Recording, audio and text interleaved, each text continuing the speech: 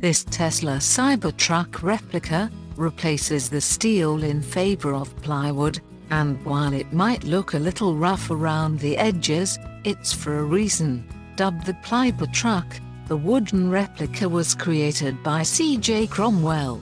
The Cybertruck knockoff was made to compete in the Gambler 500 rally, which is what explains the less than perfect looks. For those who aren't familiar, the Gambler 500 is a 500-mile navigation rally where participants' vehicles are limited in purchase cost to $500. The vehicle underneath the Cybertruck's wooden exterior is actually a first-generation Acura MDX, so while it's obviously not electric like the real Cybertruck, we have no doubt that it met the $500 purchase cost cap. This wooden replica has successfully garnered netizens' attention.